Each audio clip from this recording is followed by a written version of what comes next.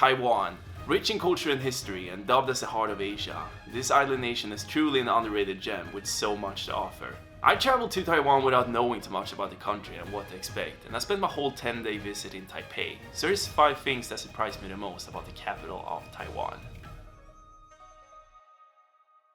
2 years ago, right before the pandemic hit, I had the pleasure of visiting Taiwan for my first time ever. At the time, I was out on a big solo adventure in Asia, and after going through the stereotypical backpacking route, I had to actually travel somewhere a little bit more unusual and off the beaten path. Taiwan is a place that you tend to hear about from time to time, but rarely ever in the context of travel, and that made me wonder, what does Taiwan really have to offer? I did some research and I got completely hooked on Taipei. It seemed like an interesting city, so I decided to book my flight, and here's where the story begins. Arriving in Taipei, I soon realized how clean the city is, which is the first thing that really surprised me. I couldn't see any trash on the ground wherever I went in the city, which is quite interesting considering the fact that there's almost no public trash cans. Metro stations and convenience stores are just about the only places to throw things away, so people here often brings their trash back home, which was a new concept for me. I can recall so many situations where I was just carrying around trash and looking for somewhere to throw it away, but I just couldn't. By the way, I'm still looking for a trash can for this. I mean, I've been looking for a good minute now, but I can't seem to find one. Apparently the reason for all of this is to reduce waste and encourage recycling, and you even have to buy like prepaid bags to put your trash in at the convenience store. And this kind of explains why there's so few public trash cans, right? Because otherwise everyone would just use them as public dumpsters. Number 2, the food. Taipei is considered the food capital of Asia, and I can understand why, because the Taiwanese cuisine is just out of this world, man. I tried my best to enjoy a wide range of dishes, just to make sure I wouldn't miss out on anything, right? And I picked up on a few personal favorites along the way.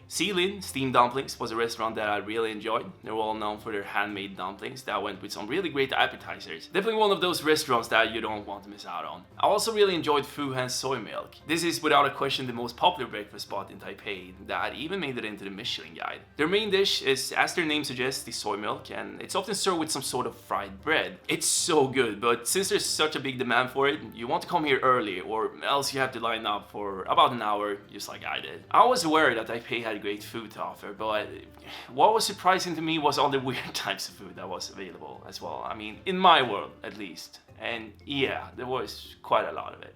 Spicy? Yeah, why not? Spicy, okay. 50. 50, alright. Thank Thank you. you. Alright, we're all set. So, I have this. I'm just gonna give it a good bite. It's not good. I don't even know how to... No, I don't know. Oh. That was stinky tofu, and it's definitely not for everyone. It has a very distinguished taste, and I feel like either you hate it or you love it. There's no in between. If you thought stinky tofu was bad, I also tried snake blood and snake venom, as well as snake skin soup, and it went something like this. Oh, this one, the snake blood. Snake blood, okay. Snake oil. Snake oil. Snake Bible. Snake wine. Snake wine. Snake venom. Snake medicine one. Snake ginseng. It's not dangerous, no? No. It's not, okay. What a great question, Robert, asking a complete stranger if it's dangerous or not. It is not, by the way, or, you know, at least what I know of. I mean, I'm still here today. Anyways, the whole premise here was to drink a little bit out of the snake blood and then mix it out with everything else I had on the tray.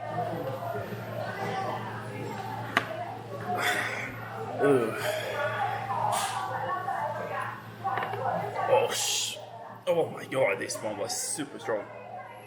What? I actually finished it all, even those weird snake oil tablets. However, I wasn't quite finished yet because I still had the soup left. This can't be good, honestly. Like, how can this be good? There we go. 1, 2, 3.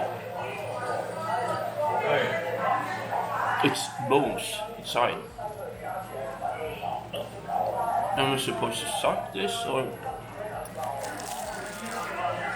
No, I don't like that. Yeah, that was probably the weirdest shit I ever eaten, I'm not gonna lie. But I mean, looking back at it now, it's kind of funny, I'll admit. The third thing that really surprised me was how few foreigners, or more accurately Westerners, that I ran into. Going into this trip, I obviously knew that not as many Westerners traveled to Taiwan, and I mean, that was kind of the goal here, to travel somewhere off the beaten path, right? But I never really expected it to be to that extent. Every city has their tourist hotspots, so obviously you'll find a few foreigners here and there, right? Especially around the Taipei 101 area, but in the city as a whole, felt like it was just me, man. Even in Ximending, which is the most popular shopping district in Taipei, that for reference often gets compared to the Harajuku district in Tokyo, you would expect to see a lot of travelers there, right? But no, not at all. It just goes to show that Taipei and Taiwan is very off the radar for most Westerners, at least in the context of travel and tourism. The fourth thing that really surprised me was Taipei's nightlife scene, because in terms of nightlife, I wasn't expecting much. So going out and seeing packed clubs on a Tuesday was quite surprising.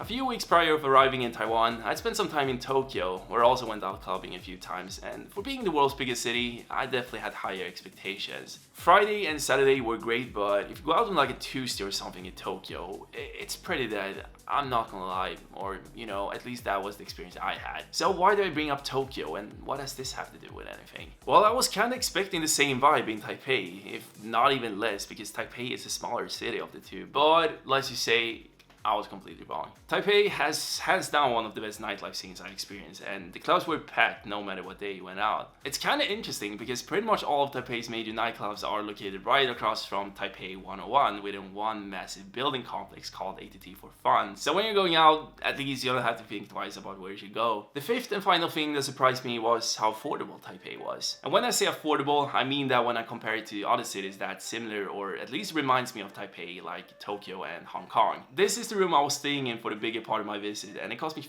$14 a night.